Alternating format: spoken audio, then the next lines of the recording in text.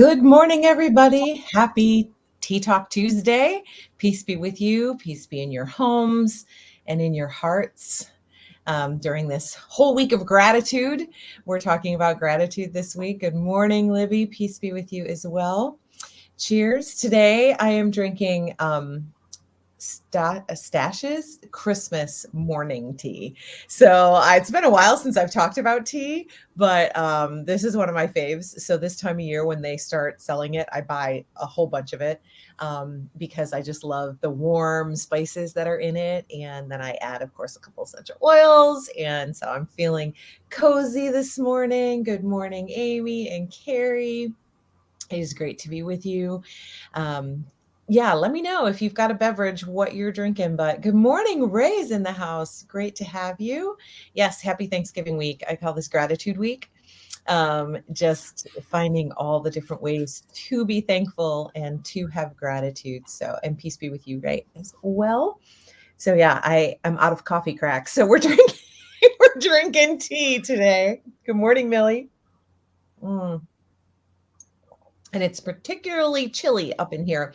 The one good news is my son is coming home today. He leaves Arizona. We don't actually get to see him till tomorrow night. But he is leaving today, and I could not be more excited. We haven't seen him since August. And so I've had a lot of gratitude in my heart this week for my children. In fact, I was just telling the ladies on my earlier call today that that is my gratitude for this week. You know, my daughter, she's out there having these incredible experiences, and she always thinks to include me, which I love. So on Sunday, she was at the Seattle Seahawks game in full dress uniform, and she snapped a picture of her with the hawk, the actual living hawk mascot, like right here next to her. I'm like, oh, cute bird. Where'd you get that bird? And she's like, Mom, I'm at the game. And so she, you know, there was a video of her. She was one of the ones that brought the flag, that giant flag that covers like half the field. So it was just such a cool, just being able to kind of see that and experience that with her, and then having her keep me up to date, you know, and then having Jaden coming home. So a lot of things to be grateful for this particular week. And I was thinking a lot about the readings from Sunday. I love to tie in the readings to Sunday when we talk. And I was thinking about Jesus being the King of the universe. You know, we often call this past week, you know, Christ the King Sunday, but really it's, you know, well, it is that, but Jesus Christ, the King of the universe. And I started thinking, I'm listening to that, and Father was talking about it in his message, and I was like, I'm not really sure that he's king of my universe, like all of it, right? So to start our discussion today, I just wanted to ask you if you feel that God, that Jesus is king of your universe, your everything. And I started to wonder, like, how do I know if he is or isn't? And one of the things that I really was thinking about was kind of like a litmus test for me is, what's the first thing I think about when I wake up in the morning? And what is the last thing I think about at night before I go to bed? You know, and I'm asking that question to you as well. Are the first words of the day uttered to God in thanksgiving, perhaps, for the fact that you have another day to serve him, to love him, to be loved by him? And then last, before you go to bed, is your mind full of all the things you didn't get done or all the things you hope to do tomorrow, or is your heart filled with gratitude? So with that thought of gratitude, I want to bring on my special guest today, who I'm very excited to have. Are you ready? Drum roll. Wow, what a drum roll. Hey, happy Thanksgiving, everybody. Cranberries in Conversation is joining Tea Talk. Cheers, sister. Holy cow. We're going to cheers. I don't know how we do that here, but. I know, right? This way. There we go. This way? This way. No, wait. This. I can't do it. I do me, and eventually we. I know. Which is really great, because when we're talking about things that we are grateful for this week, you know, yesterday, Libby and Greg were talking about companionship, and I just want to look at companionship at the next stage, which is friendship, and just being able to really celebrate and embrace our friendships. Let's see. Ray says, I do my best to thank God every morning before my head hits the pillow. Yeah. When Greg and I do the Restore tour, he shows a video of Denzel Washington, and he says, he talks about the fact that he leaves his slips them under the bed a little ways. Oh, so yeah, that yeah. first thing in the morning, he has to get on his knees to get his slippers before he heads out. And while he's there, he remembers to just, pray and thank God and do whatever. Hey, Carrie, nice shirt, sister. I know. I'm looking there. I'm like, I think we have the same shirt on. I think we have the same shirt. Oh, Hey, boy. seriously. So funny story, you guys. Greg constantly says when him and I are working together, oh my God, you and my wife, you share a brain. You guys think so similarly. And bam. So here we are picking the same clothes, right? Ta-da! I had to do that. I'm like, what? I know. Look at the lighting.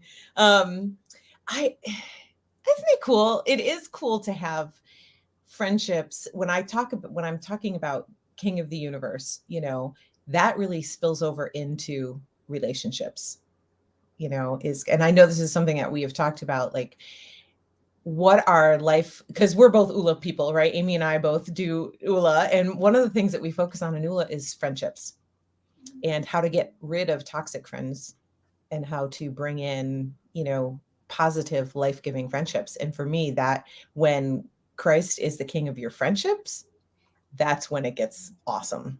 That's when it gets real. That's when it gets powerful. Wouldn't you say? Yeah, I would agree. I have found that in my own life, and I don't know about everybody out there, but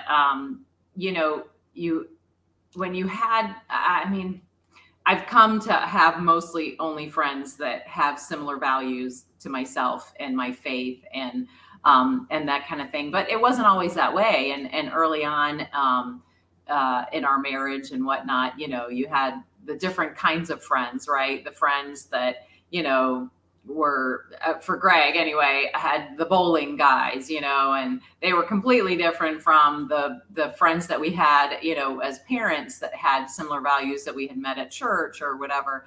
And so it's not easy. You have that pull of, okay, over here, I got to be something different, right? It forces you to not be yourself and not who you're called to be. You're trying to be something that they, will accept and whatnot. And it's not always in line with what your thinking is, but you just kind of smile and go along with it. But those friends are there for a reason. I always feel like, we were talking about that seasons of friends kind of a thing, Mm-hmm. that they are there for a reason. God puts these people in your life, and whether that's for you to be Christ for them and to be that example for them, however difficult that might be, right? In standing out as being a little bit different. But maybe that makes an impact. I've seen that with Greg anyway, in the friends that he has mentioned that he went to school with in high school and who have now many, many years later, 20 years later, are reaching out to him because he has been the example for him. So I know I took that way further than your original question, but it is true. It's hard when you don't have Christ as the center of your relationships as well. Right. And I think this is an interesting question for those who are watching. Do you feel like you have Millie? Yes, earlier than 7:30. I just got that comment. Sorry, I got squirreled. Do you feel like you have those compartmentalized friends, like your work friends and your church friends and your family friends, your childhood friends? Like, how many of you feel like that describes your friendships? And then how well do you feel that you do at being the same person? Now, obviously, you're going to interact with them differently, then you're not going to, share your deepest, darkest secrets with all your friends at work, kind of thing. But are you, the way that you speak, the principles that you have, is king of the universe, king of every one of those friendships, and being a good example, like you were talking about, like how awesome it is I had this on Facebook, because a lot of you know that I have a group called Midlife Mamas on a Mission. It's just a private Facebook group. And in fact, we're streaming in there live right now. And the reason why I set that group up is because I wanted there to be a place where like-minded women could come together and hang out, and they weren't going to have to worry about their kids seeing what they post or their husbands seeing what they post. And it is a very positive space. It's not a space where we take time to bash our families, and talk about, my children are the most disrespectful humans. I don't know where they came from. My husband, no, it's not that way at all. It's just a beautiful community. And what I've found is that I've reconnected with some people who I don't even know that they were necessarily friends, from way back when, high school, or, just after high school. We definitely were in the same place, we knew the other person existed. We probably had a few conversations, but now, all these years later, hearing comments like, you're so inspiring, or something you said made a difference or an impact in my life. And to me, that is how to show up for somebody in their life as God would. You know what I mean? And it doesn't have to just be on Facebook, right? Not everybody does what you do, or what Greg does, or what Millie does in terms of being live on Facebook. It doesn't have to be that way. I mean, you can do that in your own life and be inspiring and be Christ-like to each person that you meet, in whatever realm that is, to everybody, just by the way that you live your life, like you said, and bring Christ into it, and be that light for others, that positive light. Yep. That is a really, really good point.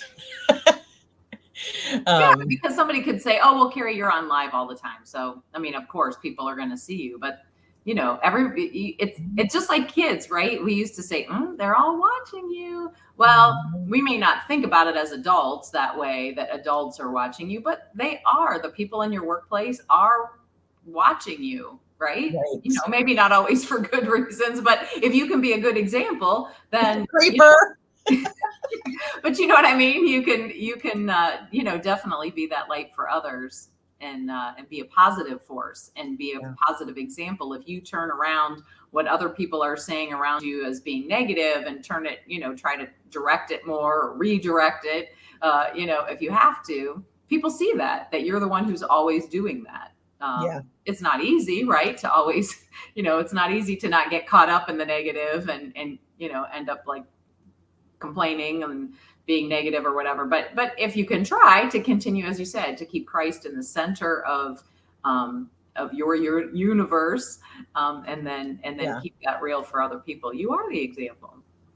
Yeah, it's true. And I used to be one of those people who, well, I still am, but I used to have to verbalize it, where I would be able to see the best in people, and like look at, we don't always know other people's situations. We don't always know where they're coming from, or what's happening in their world or their life at that moment. And so never to take somebody up personally. Like if they're not necessarily mad at me, they're not necessarily, angry or upset with me. Right. Perhaps it's just something that they did. And so my husband would come home with stories of when he was a road trooper, of people he'd come in contact with. And he'd be like, this person that I arrested, blah, blah, blah, blah, blah, blah, blah. And I'd be like, well, do you think that maybe, they had this going on or that going on? And my husband was like, can you please stop justifying the bad guy's behavior? I think Greg says that to me too, because every time he'll say something, I'll say the other, well, maybe it was just this, or they were probably just, he'd say, do you have to defend everybody else? I'm like, sorry. I do the same thing. See, of course you do. Of course I do. It is really weird how we do think a lot alike. Yeah. It's so true. And that's another thing that I wanted to kind of like talk about today, as we're talking about friends, and just our gratitude for the relationships that we have, the friendships that we have. Because I was working with Greg and Libby here in Buffalo a lot for, we did parish missions for years and years and years, and the conferences and everything. And I would only get to see you sometimes, like at NCYC when you were at a booth, with them or whatever. Right. And we never really got to connect. And then I remember at one point when Greg said, we were going to start thinking about doing more collaborative ministry. Like, it was just, something was pulling on my heart to be like, Carrie, you need to get to know Amy better. And it became like a goal of mine. Like, I want to spend more time with you. I want to get to know you more. I wanted to know who you were, who you are, what you're about. And sometimes that we can look at people and say, like, I want to know that person. I want to be that person's friend. Not in a like, my daughter has this habit of, if there's someone that she doesn't think likes her, or there's someone that she's trying to be friends with, she feels like she has to do things for them. So I can remember even in high school, she'd be like, Mom, can you drive me to school today? And can we stop at Tim Hortons and pick up a couple of donuts for this person? And I'm like, wait a minute, who is that person? That's not even a friend of yours. And she's like, yeah, but I want to be their friend. And I'm like, so you're going to bribe them with donuts? So I don't think I ever bribed you with donuts. No. But, now it's to the point where Greg's like, can we spend some time together doing, like, talking about our ministry and what we're doing? Do you have to spend all your time with Amy? I'd be like, oh, all right. I guess we do ministry together. Yeah, it's so true. But those friendships that really are, that you started in one place and have morphed into something more, because not just work friends or ministry friends would come to Buffalo and help you throw an epic graduation party for your child. You know what I mean? And stay up till 2:30 or 3:00 in the morning, making decorations and cooking food and doing. Hey, that's what I do. It's a gift, right? Less and less as I get older, but yes, I can still do it. So I would love it if those of you who are in the conversation with us today, if you would just, I want you to think about maybe the 3 top attributes or characteristics of your best friends, of the people that you consider to be like, what do you value the most in your friendships? And put those down. And then I'd love for you to name one person that you are most grateful for in this moment. And it doesn't mean that you're not grateful for other people. It's just a first name that comes to mind, and put it in the conversation, because we want to pray for that person in your life today as we're thinking about the king of our universe, the king of our friendship and our relationships. So go ahead and just put that down. So Amy, what would you say are your best, like your top attributes or characteristics of friendship? I would say thoughtfulness is always, I've always admired that in other people. And then I try to, emulate that for sure. Sense of humor, a little fun in there, right? I think that's really important, though, to keep a sense of humor. Like, we can be serious and we can, but we can also let our hair down and be silly and goofy and, whatever. Well, those are the first 2 that came to mind. About the third one. I don't know. Give me some of yours, and then I might think of what else. Although I do have well, go ahead and do your attributes, and then I have a friend. Well, it's a hard question, I think, because sometimes I think my friends are just in my life out of like circumstance, and I didn't actually like, you have to. Right. But I mean, I'm glad that they're there, that they're right. But I don't know if I would have like, I don't know. So let's see. Carrie says confident, listens, and shares. That's good. Listens. That's really good. Important that they be a good listener. I tend to always try to fix things for people. Like, I want to try to come up with the answer to, help fix. But sometimes I have to remind myself, it's just listen. They don't necessarily need you to fix it. They need you to just hear them, somebody to hear them. That's I think Millie has dependable and loyal on there, which I think are 2 really awesome ones. I mean, for me, it was funny because the very first thing that came to mind, which I don't know what this says, but the very first thing that came to mind for me was non-judgmental. And absolutely. I think probably because I am my worst judger. Like, I am more hard on myself. I don't need my friends to be hard on me because I'm hard on myself. Right. Well, it doesn't make you feel good, right? You want to bring positivity to your friends and be, life-giving. So that is not life-giving. So that's probably why you feel that way. Like you said, that's how you are to yourself. So. Right. I know that when someone is judging me, even if they're one of my closest friends, I will just close right off. And then it's like, there's a wall that's hard for me to get past. So that's a big one. And then, I love for me, when I think of my closest friends, they are the ones that I can ask for prayer in a moment, in an instant, and I know that they're going to do that.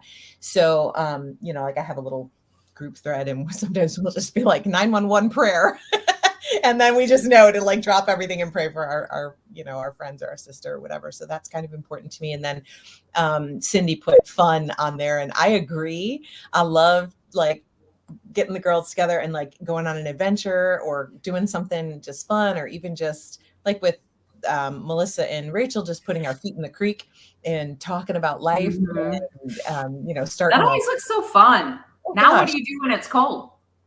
Well, it's a funny thing. We haven't put out a podcast in a while, or a vlog in a while, because it has been cold. But Where do you put your toes?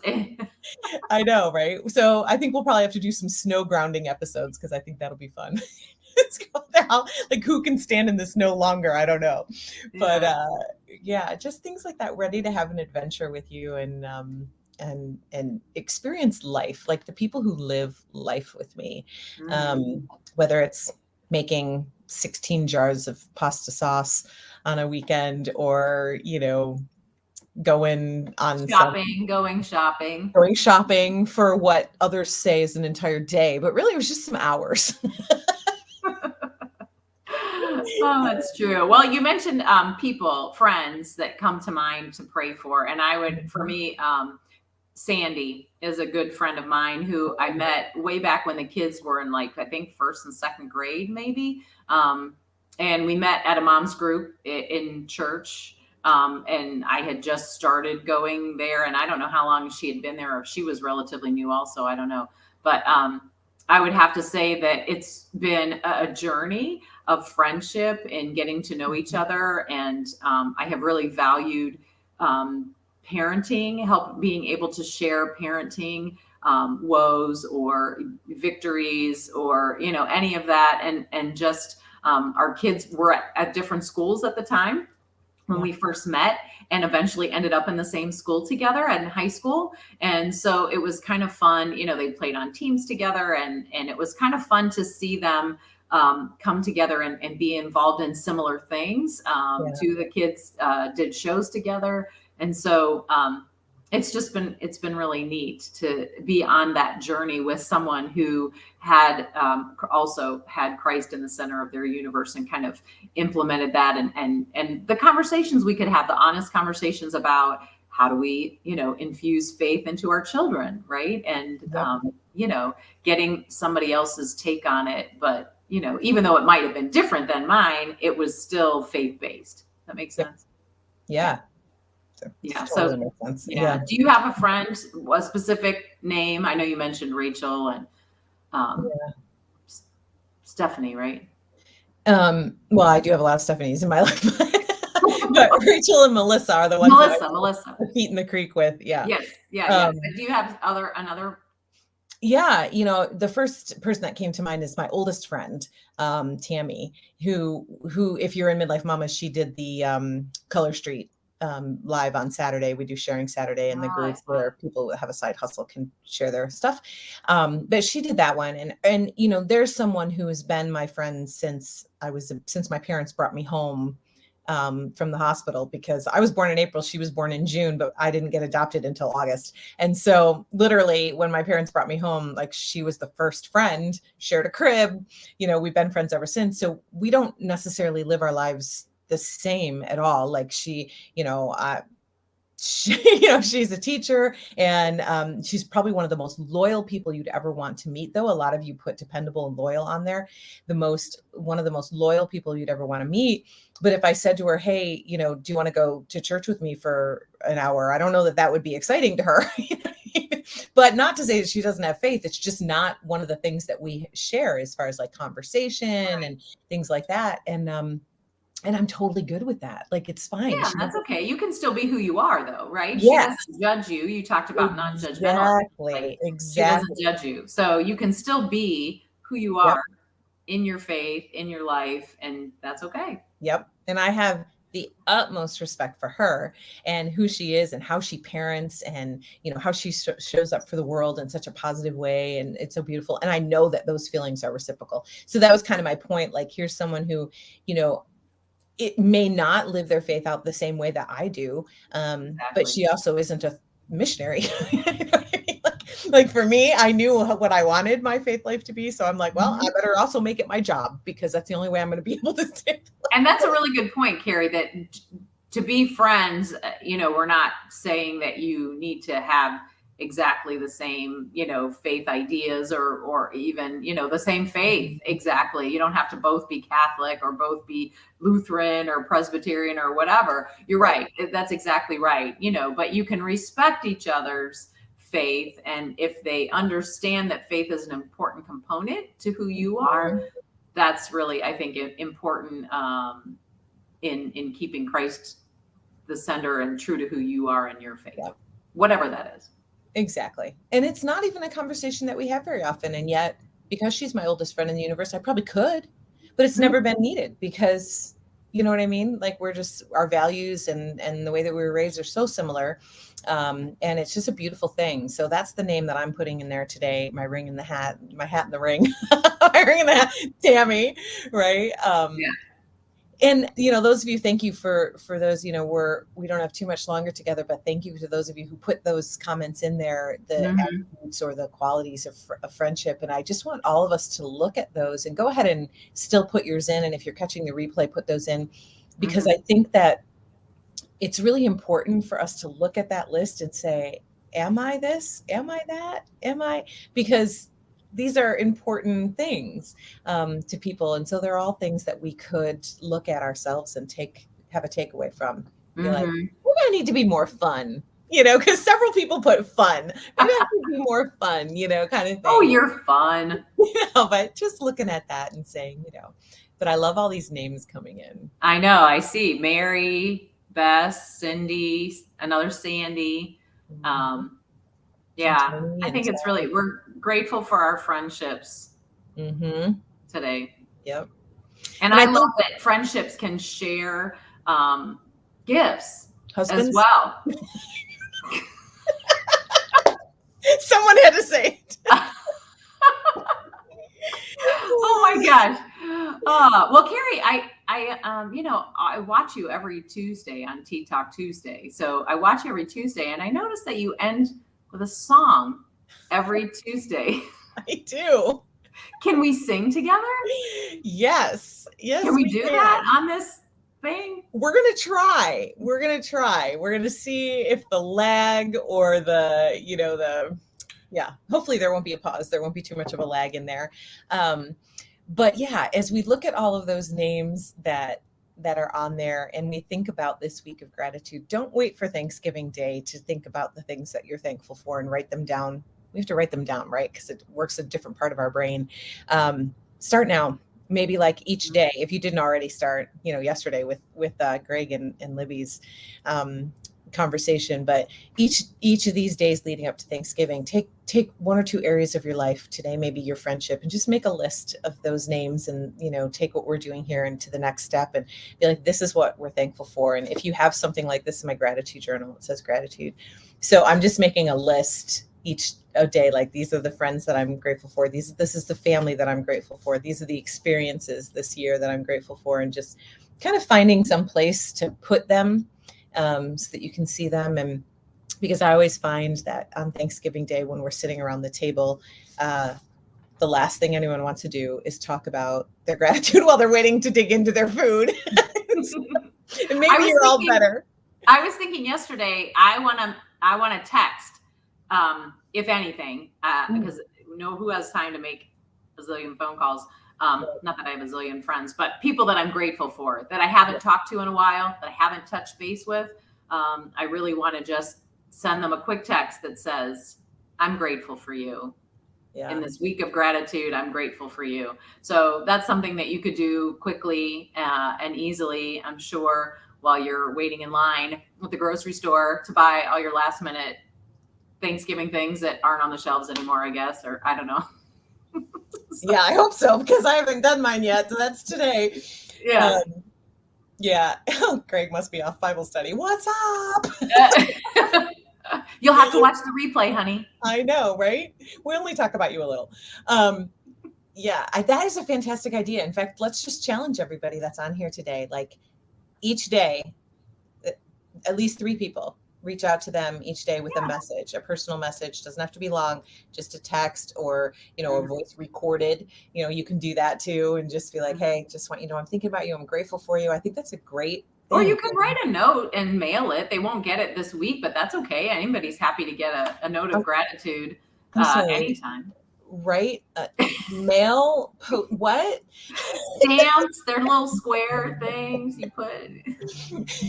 Then I'm going to need to get out a ruler and my pencil. And no, I'm just kidding. I don't write that way. It's too a ruler? Who does that? My girlfriend Catherine, one of my friends, Catherine, every time. So let's pray together. We're going to try this song. It's going to be a call and response, right? So I'll sing, then Amy will sing, and you can join. Well, I guess you'll have to join Amy because you don't know the words. But this is just really celebrating King Jesus, who is the king of our friendships and all of our relationships. And if he is king of our hearts, we will be the type of friend that people need, right? So all those names, let's just remember them as we pray. Sonia, we are grateful for you as well. All right, here we go. Heavenly Father, come and be with us. And we just lay before you each and every one of the names here. Help us, Lord, to be the type of friends that bring others closer to you by just the way that we love. The way that we love, the way that you love. King Jesus, King Jesus, I love you. I love you. Redeemer, Redeemer, I praise you. I praise you. You are the morning star. You are the morning star. The great I am. The great I am. The shepherd of my heart. King Jesus, King Jesus, I love you. I love you. Redeemer, Redeemer, I praise you.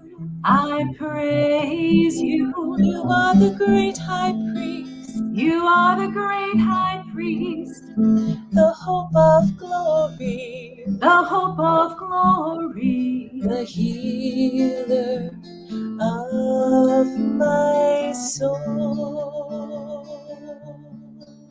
King Jesus, King Jesus, I love you.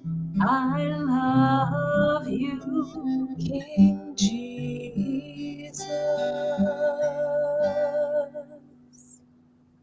Amen.